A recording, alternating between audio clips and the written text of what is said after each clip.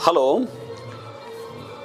79th independence day की आप सभी को ढेर सारी शुभकामनाएं। आज मैं ऐसे सोच रहा था कि कल्पना कीजिए कि जो ये इंडिपेंडेंस डे है, हमारे पास फ्रीडम ऑफ एक्सप्रेशन व्यक्ति का आधार है, जो चाहो जिसको बोल रहे हैं, कहीं कोई दिक्कत नहीं है, जहां जिसकी इच्छा हो खड़े हो जा रहे हैं, सब अच्छा है, बढ़िया है, होना भी चाहिए।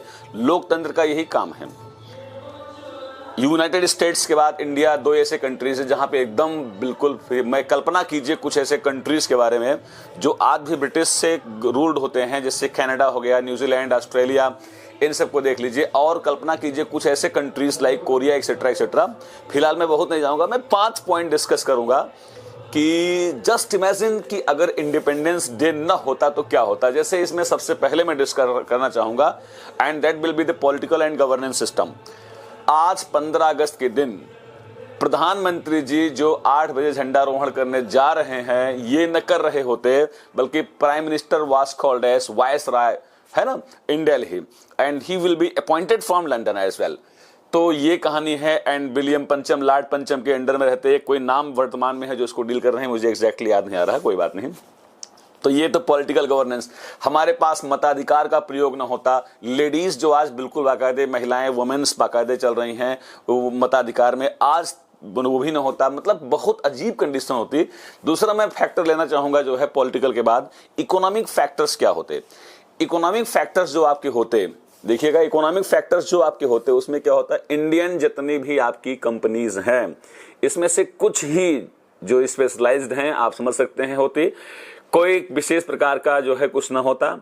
इकोनॉमिक एस्पेक्ट में आप जानते हैं एक जमाने में लगभग 20% जीडीपी वाले देश को अंग्रेजों ने अपने ब्रिटिश कॉलोनीज के द्वारा 1% जीडीपी पर पहुंचा दिया था। निश्चित रूप से क्या होता, जितने भी ड्रेन ऑफ मिनरल्स हैं, अर्थात खनिज जितने होते, वो आज कहीं न कहीं, कहां बताइए, लंदन पहुंच चुके होते। हमें लगता है कि जब ये गए थे तो 1% थी, आज न जाने क्या होता। फिलहाल कोई दिक्कत नहीं है, आज हम लोग दुनिया के सबसे तेज बढ़ते हुए इकोनॉमिक ग्रोथ पावर में हैं। चलिए तीसरा पॉइंट देखता हूं जो मैं, होता है एजुकेशन। एजुकेशन एंड सोसाइटी पे जाता हूं। तो आप जानते हैं सबसे पहले क्या होता कि एजुकेशन जो होता, अगर एजुकेशन में सारा ध्यान इस बात पर होता कि कैसे ब्रिटिश सिंपैथी रखने वाले बाबू और सिविल सर्वेंट्स बनाए जाएं, रादर देन स्टार्टअप और जो है न्यू इनोवेशंस एंड टेक्नोलॉजी के।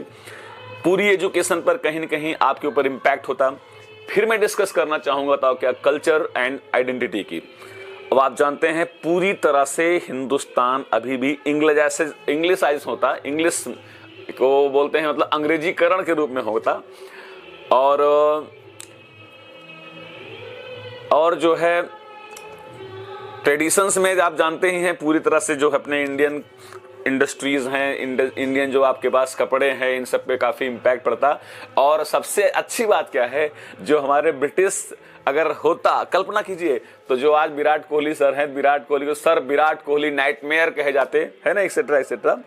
और सबसे लास्ट में मैं डिस्कस करना चाहूंगा ग्लोबल पोजीशन पे।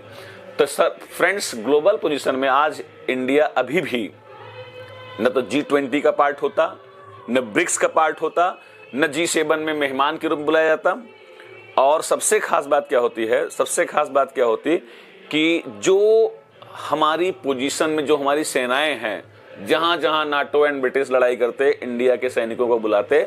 इसलिए ये आजादी बहुत मुश्किल से मिली हुई है। मेरा मतलब ये था इस दिन को बताने के लिए। आज हम जो है, ये जो आजादी मिली है बहुत मुश्किल से मिली है।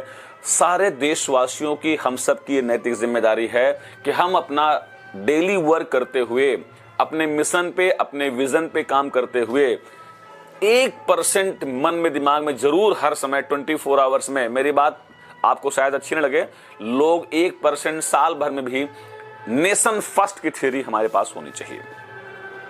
आज जो है जो डिस्कशन हो रहा है, मराठियों के लिए डिस्कशन हो रहा है, हिंदी भारतीयों के लिए हो रहा है, भाई साहब, ना आप हिंदी बोल पाते, ना आप मराठी बोल पाते, पूरे देश की एकमात्र ऑफिशियल लैंग्वेज अंग्रेजी होती, कुछ न कर पाते। इसलिए आजादी बड़ी मुश्किल से मिली है। क्षेत्रवाद के आधार पे, जाति के आधार पे, धर्म के आधार पर, और जो आपकी रीजनलिज्म, लैंग्वेज के आधार पर बिल्कुल इनमें न टूटे। नेशन फर्स्ट की थ्योरी खास तौर से हम युवाओं के अंदर एक बार जरूर आनी चाहिए।